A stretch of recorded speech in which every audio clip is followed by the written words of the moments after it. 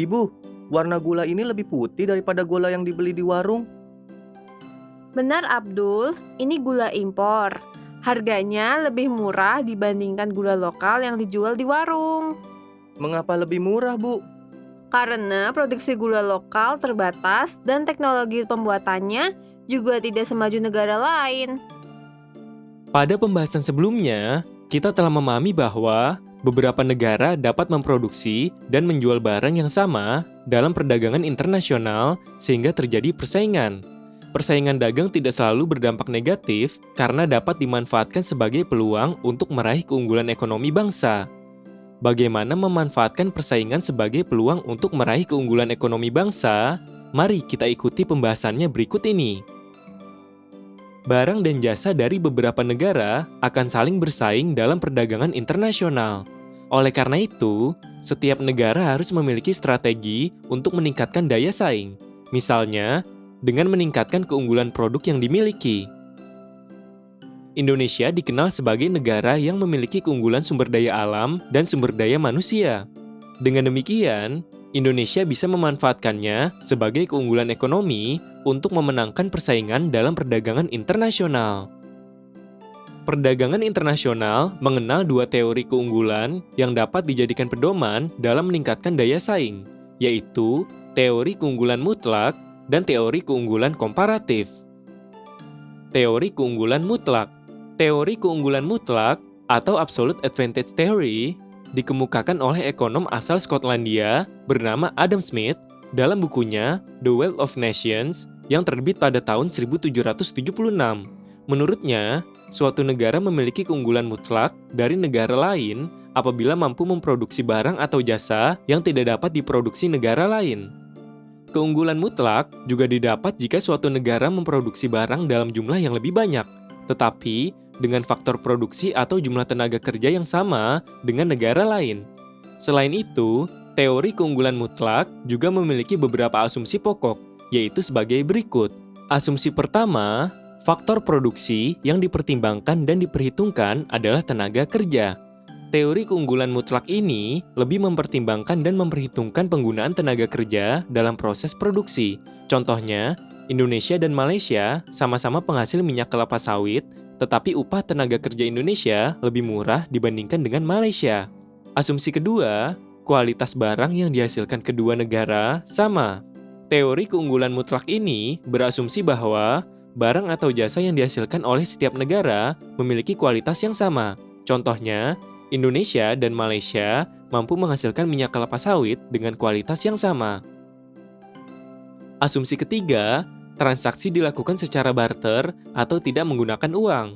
Teori keunggulan mutlak ini menilai suatu barang tidak berdasarkan nilai uang, tetapi menggunakan nilai tukar yang sama dengan barang lainnya. Contohnya, Indonesia membeli pesawat dari Amerika Serikat dan membayarnya dengan sejumlah minyak kelapa sawit yang sama nilainya dengan harga pesawat tersebut. Asumsi keempat, biaya transportasi diabaikan atau dianggap tidak ada. Teori keunggulan mutlak ini mengabaikan atau meniadakan biaya transportasi dalam perdagangan antar negara. Contohnya, Indonesia membeli pesawat dari Amerika Serikat tanpa dikenai biaya pengiriman pesawat tersebut dari Amerika Serikat ke Indonesia. Berdasarkan teori keunggulan mutlak, suatu negara akan melakukan perdagangan internasional apabila dapat memproduksi dan mengekspor barang yang merupakan bagian dari keunggulan mutlak atau absolute advantage negara.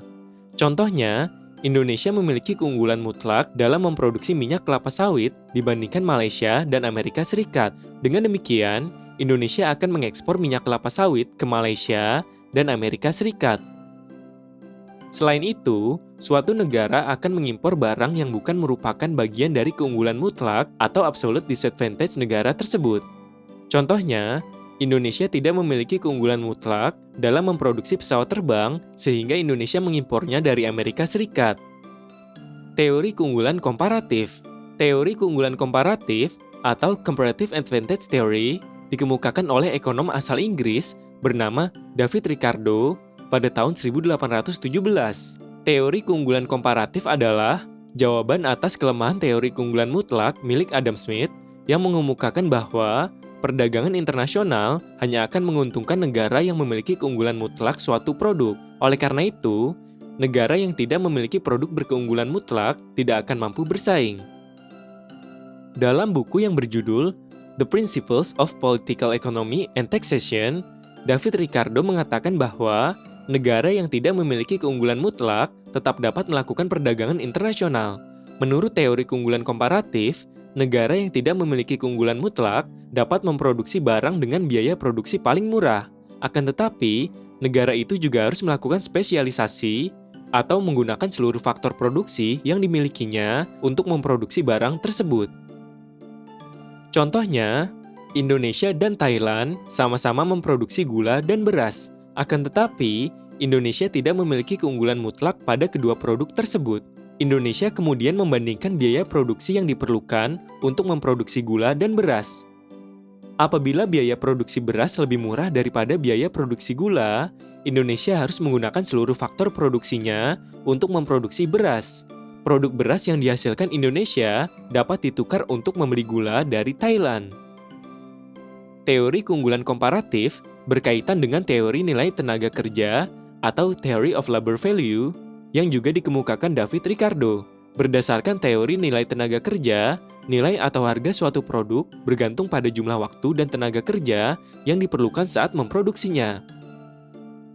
Dalam menjelaskan kaitan antara teori nilai tenaga kerja dan teori keunggulan komparatif, David Ricardo mencontohkan perdagangan yang dilakukan Inggris dan Portugal. Inggris dan Portugal sama-sama memproduksi anggur dan kain, tetapi Portugal memiliki keunggulan mutlak pada kedua produk tersebut. Inggris kemudian melakukan perbandingan biaya produksi antara pembuatan anggur dan kain. Setelah dibandingkan, biaya tenaga kerja untuk memproduksi kain ternyata lebih murah daripada biaya untuk memproduksi anggur. Oleh karena itu, Inggris menggunakan seluruh sumber tenaga kerjanya untuk memproduksi kain dan menukar sebagian produksi kainnya untuk membeli atau mengimpor anggur dari Portugal.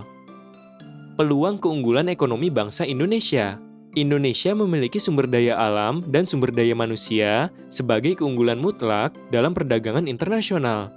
Sumber daya tersebut merupakan keunggulan ekonomi bangsa karena dapat dimanfaatkan untuk menghasilkan produk ekspor dan menjadi sumber pendapatan negara.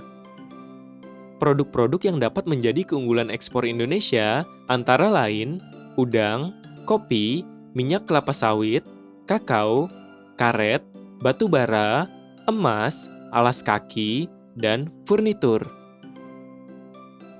Akan tetapi, Indonesia juga membutuhkan produk-produk tertentu yang merupakan kerugian mutlak bagi Indonesia, sehingga harus mengimpor dari negara lain. Produk-produk yang harus diimpor antara lain beras, jagung, kedelai, garam, daging sapi, daging ayam, susu, aluminium, dan tembaga. Melalui kegiatan impor, Indonesia dapat memenuhi kebutuhan masyarakat terhadap produk-produk yang tidak dapat diproduksi sendiri atau produk-produk yang membutuhkan biaya produksi yang lebih besar apabila diproduksi sendiri, seperti pesawat terbang dan chip komputer. Di sisi lain, perdagangan internasional juga menjadi tantangan bagi Indonesia untuk meningkatkan daya saing. Negara-negara yang memiliki produk unggulan sama dengan Indonesia dan mampu menjualnya dengan harga yang lebih kompetitif dapat menjadi ancaman bagi perekonomian Indonesia. Oleh karena itu, pemerintah Indonesia terus berupaya meningkatkan daya saing produk bangsa karena peluang Indonesia dalam perdagangan internasional masih terbuka lebar. Berdasarkan pembahasan yang sudah kita simak, dapat dipahami bahwa perdagangan internasional akan meningkatkan persaingan dagang antar negara, terutama bagi negara-negara penghasil produk yang sama. Oleh karena itu, setiap negara harus mampu meningkatkan keunggulan produknya. Keunggulan tersebut dapat ditingkatkan melalui teori keunggulan mutlak atau Absolute Advantage Theory yang dikemukakan Adam Smith dan teori keunggulan komparatif atau Comparative Advantage Theory yang dikemukakan David Ricardo. Berdasarkan dua teori tersebut, Indonesia memiliki banyak potensi keunggulan mutlak atau Absolute Advantage yang dapat dijadikan keunggulan ekonomi bangsa dalam perdagangan internasional. Indonesia memiliki sumber daya yang besar, seperti barang tambang, produk hasil laut, produk pertanian, dan tenaga kerja yang besar. Akan tetapi, Indonesia juga masih membutuhkan produk-produk yang harus diimpor dari negara lain karena memiliki kerugian mutlak atau absolute disadvantage.